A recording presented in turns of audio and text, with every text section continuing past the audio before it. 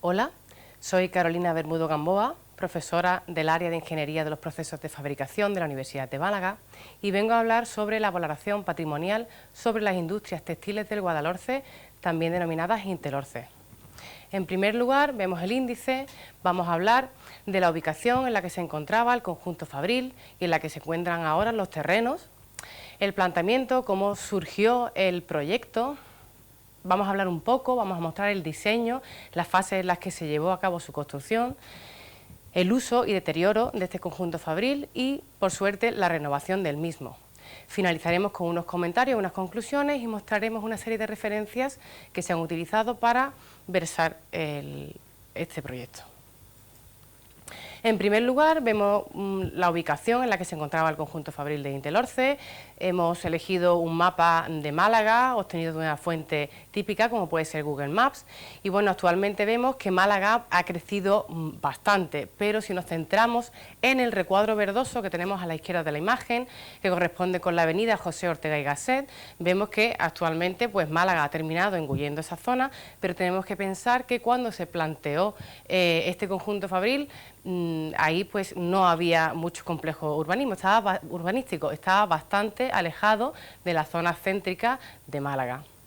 Si nos acercamos un poquito más, podemos ver que actualmente lo que es el terreno de este conjunto fabril o esta industria textil está muy cerca de ciertos polígonos importantes de Málaga, como el polígono del Viso, el polígono Santa Teresa, el polígono La Huertecilla. Además cuenta con la Universidad de Málaga justo enfrente, tiene muy buenas conexiones también al Parque Tecnológico de Andalucía, que quedaría por esta zona, muy buenas conexiones al aeropuerto de Málaga y, como hemos dicho, Málaga urbanísticamente ha crecido muchísimo en los últimos años con el boom urbanístico que hemos sufrido en España en general. Entonces también queda muy cerca de este núcleo urbano, como comento por aquí. La situación es bastante buena. Si nos acercamos un poquito más, vemos que esta es la fotografía antes de la rehabilitación del terreno y del conjunto, en la que bueno, quedó únicamente parte de este conjunto fabril y vemos que todo lo demás pues habría quedado destruido. También vemos esta zona urbanística que, como digo, pues ha ido creciendo en torno a donde se encontraba.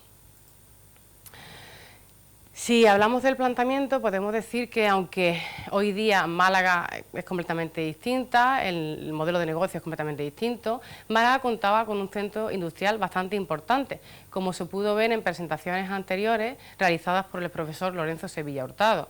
Patrimonio industrial en el área urbana de Málaga, Las Chimeneas. De hecho, es muy común ir andando por Málaga y ir topándose con estas chimeneas que todavía quedan y nos recuerdan ese pasado tan importante industrial que tuvo Málaga. Los sectores clásicos industriales que iniciaron la modernización en la primera revolución inglesa también fueron los mismos que actuaron como motor para el desarrollo de la industria en Málaga, que fueron la siderurgia y la industria textil algodonera. Y en esta nos vamos a centrar en la presente presentación. Durante el siglo XIX se va a potenciar el desarrollo industrial de la mano de tres grandes familias muy bien conocidas en Málaga, como son la familia Heredia, los Larios y los Loring. Como he comentado, aunque actualmente el modelo de negocio en Málaga es completamente distinto y está basado principalmente en el turismo, no tenemos que olvidar, no podemos olvidar que llegó a ser la segunda provincia industrial de España en el siglo XIX. Este declive industrial viene de la mano del franquismo, momento en el que Málaga ya pues da la vuelta y comienza a basar su economía en el turismo, siendo pues hoy día la base económica principal. En cuanto a su diseño y construcción, pues fue precisamente el Instituto Nacional de la Industria INI, alrededor de 1957, el que crea el proyecto textil, con el objetivo de abarcar numerosos puestos de trabajo e intentar mantener de alguna forma viva uno de los grandes sectores productivos de Málaga en aquella época. La construcción de este conjunto se lleva a cabo 2 años después, es decir, en 1957 se plantea el proyecto, pero no se da luz verde, no se empieza a construir hasta 2 años después, viéndose inaugurada la fábrica el 8 de febrero de 1963. El proyecto principalmente se llevó a cabo en 2 fases iniciales y luego pues vendrían otras 2 fases. La primera lo único que hace es plantear el proyecto completo y lo vemos aquí en la imagen inferior izquierda. lo que vemos es una representación de cómo quedaría el conjunto fabril, lo que hoy en día entendemos como una representación tridimensional o un levantamiento del proyecto. Vamos a contar con un eje simétrico, con un acceso en la parte norte y una nave en el sur, con otras dos naves mayores en los laterales, una que sería una nave de hiladura, de algodón, y otra para taller. Luego vemos en esta fotografía en la que, bueno, una de las naves grandes se llegó a construir, pero la siguiente nave pues no llegó a ver su construcción. En la segunda fase ya se empieza a construir lo que es el complejo de oficina y administración. En la primera fase solamente se plantea el proyecto y en la segunda fase pues ya se comienza su construcción. Se utiliza ladrillo visto amarillo y hormigón en bruto para los parasoles y se dispone en el norte de un muro cortina de cristal que ocupa 3 alturas. Ya en el proyecto se plantea la posibilidad de aprovechar toda la luz natural posible, ya que bueno, Málaga, de hecho, con el turismo que tiene hoy día se conoce como la Costa del Sol, pues ¿por qué no aprovechar este recurso que tenemos en Málaga para aprovechar toda esa luz natural? El diseño del edificio, además, no únicamente se centró en levantar la fábrica como tal, sino que llegó a abarcar los detalles internos, como los muebles y las barandillas del mismo. Ya en 1962 comienza la tercera fase y se construye una de las grandes naves, que era la nave de tejidos, que es la que se encuentra aquí, señalada en verde. Se va a tratar de un espacio longitudinal cubierto por vigas trianguladas de hormigón armado, prefabricadas y continuas, con la intención de mostrar un espacio lo más abierto posible. Por último, en 1963 ya se termina con la nave para acabados, que esta también está resaltada aquí en el cuadro verde, siendo este el único edificio que queda hoy en día en pie, tras la demolición del resto, como vimos en la fotografía inicial. Se va a tratar también de un edificio o de un espacio diáfano que se sustenta con pilares de hormigón en forma de I, donde se va a apoyar una cubierta en forma cerrada que va a permitir también la apertura de amplios lucernarios. Vamos a intentar de nuevo aprovechar esa luz natural que tenemos en Málaga. Podemos mostrar una serie de fotografías de cómo quedó el proyecto una vez finalizado en el conjunto de oficinas. Vemos la fotografía del vestíbulo, bueno, el mobiliario de la época y, como hemos dicho, pues se intentó integrar tanto el mobiliario como las barandillas, etcétera. En la derecha ya vemos parte de esa nave de hiladura y vemos muy bien la amplitud del espacio, aunque aquí la luz natural pues brillaría por su ausencia, pero ahora veremos en la siguiente la diferencia de la nave que sí quedó en pie, de acabado, la nave de acabado, cómo mediante estos lucernarios entra bastante luz natural desde el exterior y no hace falta tanta luz de apoyo como en la nave de hiladura.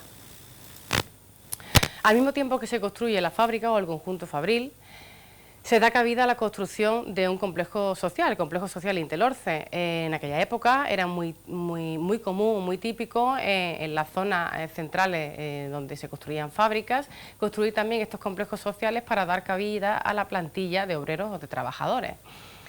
Como he comentado, actualmente este complejo social se ha visto muy beneficiado por el boom urbanístico que ha sufrido Málaga, ya está integrado en Málaga, pero en aquella época pues estaba cercano a la fábrica y los alrededores no había mucho más, pero hoy día tiene muy buena comunicación con absolutamente todo y además está incluso cerca de Teatinos, que es una ciudad universitaria. La zona mantiene el nombre de la carretera de la azucarera Intelorce y también podemos ver pues la importancia que tuvo este tipo de industria en Málaga en la época. En la siguiente diapositiva vemos la diferencia entre la construcción del complejo social, que bueno, son bloques también de ladrillo amarillo visto, frente a las construcciones nuevas que han ido abordando la zona, que son estas típicas pues casas individuales o pareados, etcétera. Entonces pues la zona se ha visto sobrevenida de muchas ventajas gracias a esto. En cuanto al uso y deterioro, podremos decir que ya en 1975 la fábrica contaba con 25.000 usos y más de 3.200 trabajadores, lo que vuelve a demostrar la importancia y la gran producción que tenía.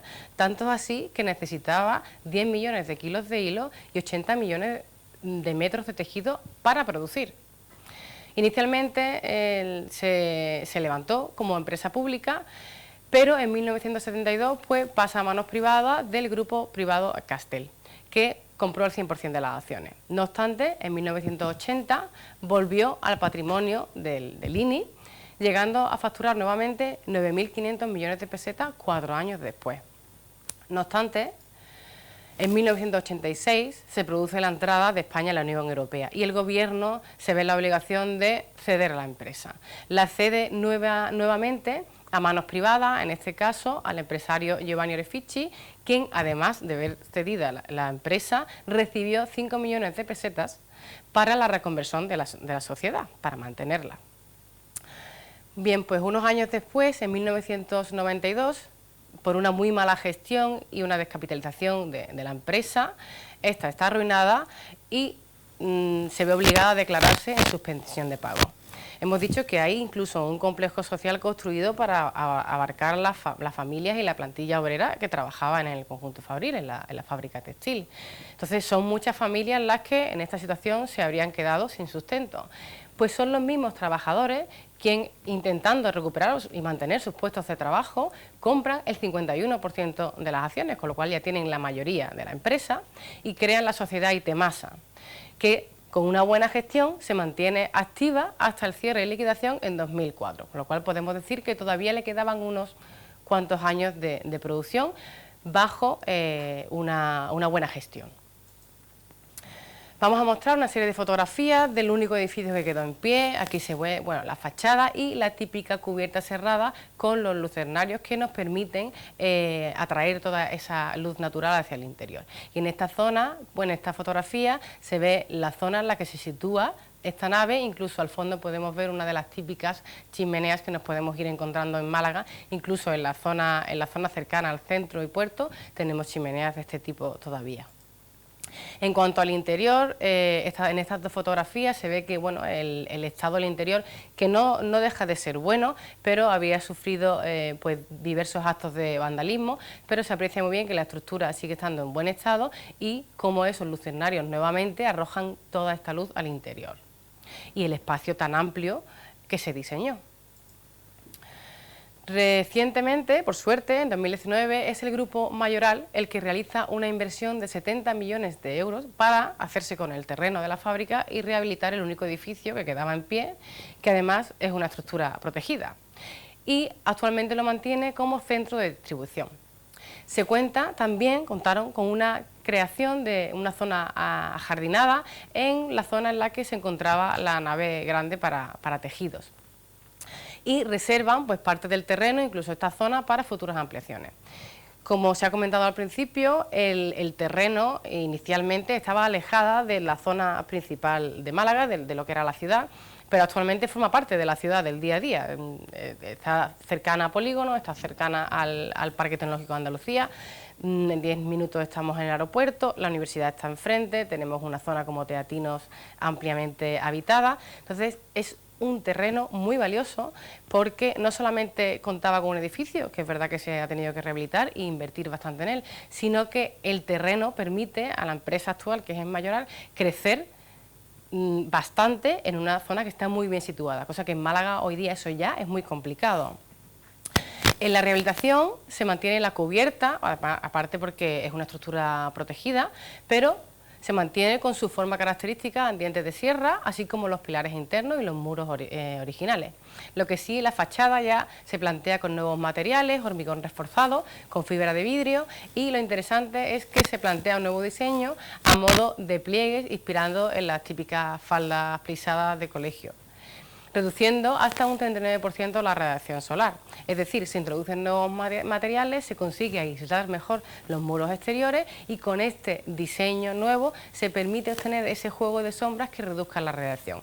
Hemos dicho que es verdad que en Málaga tenemos luz durante muchísimos días del año, pero también esa radiación solar hace que se caliente el interior del edificio, por lo cual estas nuevas soluciones permiten mantener una temperatura adecuada en el interior, además de tener toda esa iluminación. En cuanto a la rehabilitación interior, vemos estas dos fotografías en distintas fases y podemos apreciar perfectamente que incluso aunque aquí tengamos focos auxiliares, vuelvo a recalcar toda esa luz natural que entra dentro del edificio y la amplitud del mismo, que es exagerada. En cuanto a realización del exterior, vemos como aquí van colocando distintos paneles en la fachada, como van colocando esos materiales nuevos para aislar mejor el edificio, y como aquí van colocando esos paneles, que aquí vemos en detalle, y tenemos este plisado de la fachada que va jugando con estas sombras que vemos aquí y que claramente recuerda ese plisado de las faldas típicas. Otras dos fotografías de cómo han ido colocando distintos paneles, cómo han ido haciendo la renovación, incluso en la parte superior, en esta cubierta en diente de sierra, también han incluido nuevos materiales con intención de aislar lo más posible el interior. De hecho, en estos materiales lo que hacen es reflejar la luz del sol en vez de mantenerla y recalentar la cubierta. Y por último, una fotografía de cómo ha quedado actualmente este centro de distribución mayoral. Y bueno, cabe destacar que al igual que en el proyecto inicial, no solamente se pensó en levantar el conjunto fabril, sino que se integró también el mobiliario, las barandillas, etcétera, en el diseño del mismo. Aquí también se ha jugado un poco con el diseño del edificio, tanto en la fachada como vemos que incluso la puerta o el arco de la puerta que da acceso al edificio no sigue una línea recta, sino que sigue esta línea del plisado de la fachada, con lo cual incluso en este proyecto nuevo también se ha jugado bastante con el diseño. Una fotografía del interior ya terminado, por supuesto, aquí faltarían maquinarias y logística, pero podemos ver muy bien de nuevo cómo está iluminada la zona y en esa amplitud del edificio. De hecho tenemos las luminarias colocadas, pero no están encendidas en esta fotografía y podemos ver el interior sin ningún problema. En cuanto a conclusiones, podemos decir que ha quedado reflejada la evolución del desarrollo y declive industrial malagueño enmarcado en el complejo fabril textil Intelorce o Guadalhorce. Se ha presentado el caso mostrando las distintas etapas que ha ido sufriendo, tanto de diseño, construcción, su uso, el deterioro y, por suerte, posterior renovación del edificio, que sobrevivió al abandono del complejo, el único edificio que sobrevivió. El ejemplo de la industria textil de Intelorce, la que hemos comentado, muestra cómo un elemento del patrimonio industrial no tiene por qué dejar de estar en constante cambio, sufriendo los avatares del correspondiente estado económico o político, ya sea de la ciudad, del país, del momento, de la zona. Esto permite realizar un seguimiento de los distintos estadios de destrucción y cambios en elementos patrimoniales relevantes. Por último, comentar brevemente la bibliografía utilizada, parte de la bibliografía utilizada en este trabajo. Y hasta aquí la presentación sobre valoración patrimonial sobre las industrias textiles del Guadalhorce en Málaga.